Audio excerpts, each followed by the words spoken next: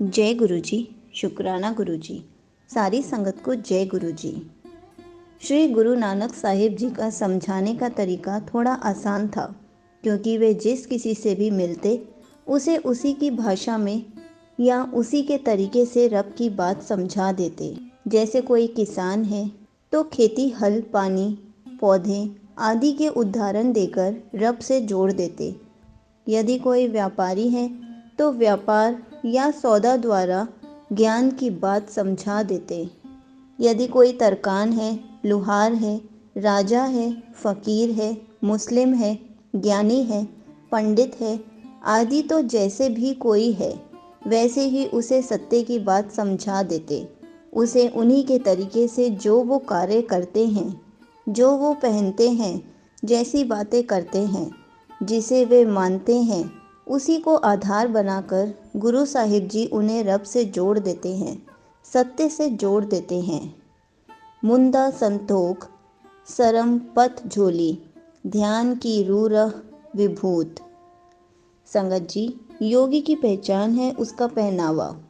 जैसे कानों में कुंडल, जिसे छल्ला या मुद्राएं भी कहते हैं। इसके साथ ही उनके हाथ में कमंडल होता है, जिसे इस पंक्ति में पथ, भाव, पत्रजन, झोली कहा गया है, और तन पर विभूति, भाव, राख मल कर रखते हैं। गुरु साहिब जी फरमाते हैं कि ए योगी, तन को तो योगी बना लिया, तन पर योगियों जैसे वेश पहन लिए, पर तन का योग ना करा पाए। मन का तो रब से योग हुआ ही नहीं, तो अभी भी योगी के भेष के अंदर शैतान बनकर छिपा बैठा है।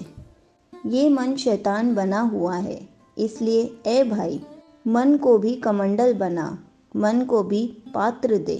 पर वह पात्र क्या है, कुंडल क्या है, कमंडल क्या है, उसके बारे में गुरु साहिब जी फरमाते हैं कि कुंडल है संतोष। ए भाई, मन को संतोष रूपी मुद्राएं पहना, क्योंकि जब तक मन संतोष से नहीं भरेगा तब तक मन और मांगता रहेगा। और जिस मन में संतोष आ जाए, जो मन संतोष को पहन ले, वो स्थिर हो जाता है, शांत हो जाता है। और सरम पथ झोली, सरम का भाव होता है मेहनत। मेहनत को गुरु साहिब जी फरमाते हैं कि कमंडल बने, भीख मांगकर नहीं बल्कि मेहनत करके जीना सीख। और इसे भाव सरम को ही अपना पात्र बनाओ, अपनी झोली बनाओ। इसके साथ ही ध्यान की करे विभूत, तथा मन को प्रभु के ध्यान की, नाम सिमरन रूपी विभूति लगा कर रखो। तो ऐसे योगी बनो, ऐसा भेष बनाओ।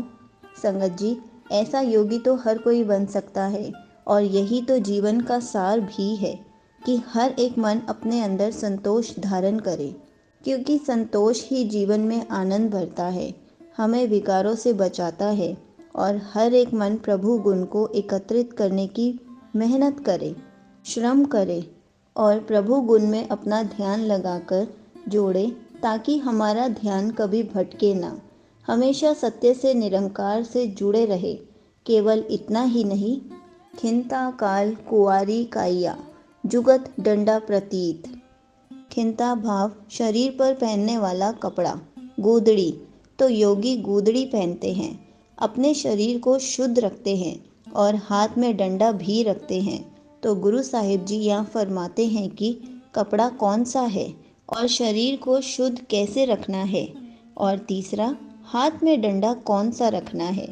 तो गुरु साहिब जी फरमाते हैं कि ए योगी, अपने और हम सब ने मन के ऊपर जो कपड़ा पहना है वो है मौत का, काल का भाव।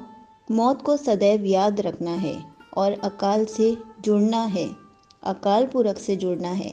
उसे जोड़कर ही जीवन पूरा माना जाता है। कुंवारी काया जुगत।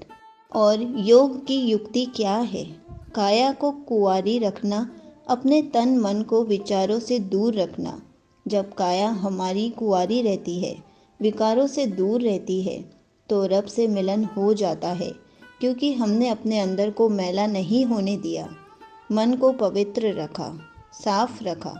संगत जी, जब मन ठीक हो, जो मन अपने आप सुधर जाता है, मन बुरा देखना, सुनना, पढ़ना आदि बंद कर देता है तो मन के साथ साथ तन भी बुरा देखना, पढ़ना, सुनना आदि बंद कर देता है।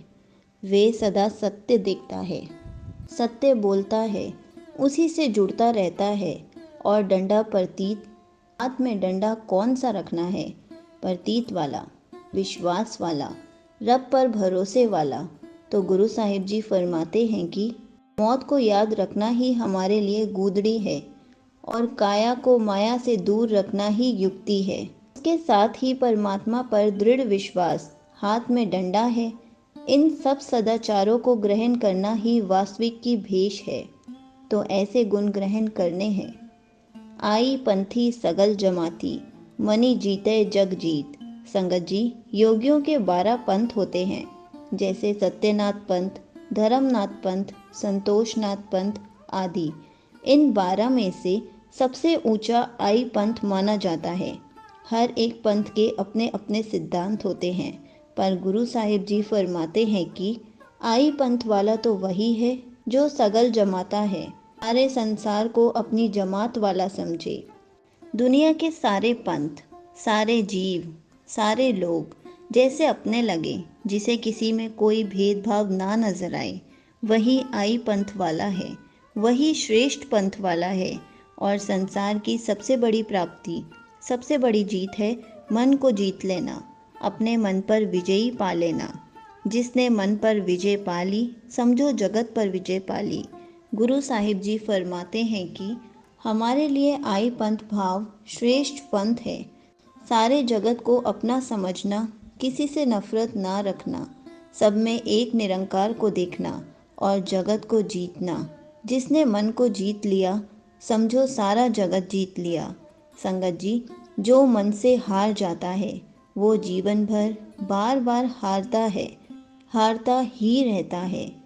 पर जो मन को गुरु की वाणी द्वारा जीत लेता है, वे फिर बादशाह की तरह जीतता ही रहता है, जिसे कोई हरा नहीं सकता।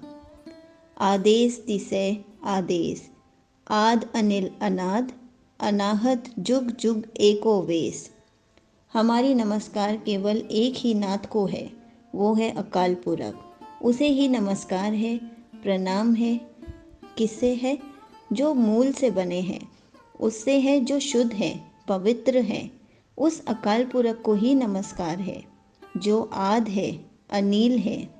जो अनाद भाव, वे अकाल पुरख तो आद है, वो सबका मूल है। लेकिन अकाल पुरख का कोई आद नहीं, उसे कोई पैदा करने वाला नहीं, वे खुद से बना है। इसलिए उस अनाथ को नमस्कार है और उस निरंकार को, उस अकाल पुरख को बारंबार नमस्कार है। और युगों युगों से एक ही वेश वाले हैं, उसे नमस्कार है।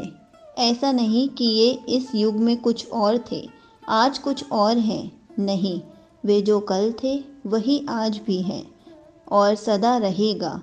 तो सबका आरंभ है, जो शुद्ध स्वरूप है, जिसका कोई अंत नहीं ढूंढ सकता, जो नाश रहित है और जो सदा एक साथ रहता है, उसे नमस्कार करता हूँ मैं, उसको सदा प्रणाम है। मैं ऐसे छोटे छोटे शब्द हिंदी मीनिंग के साथ वीडियो बनाकर डालूंगी। ये एक ओंकार जपजी साहिब का पार्ट 29 था। पार्ट 30 के लिए, नेक्स्ट वीडियो के लिए वेट कीजिए। जय गुरु जी, शुक्राना गुरु जी।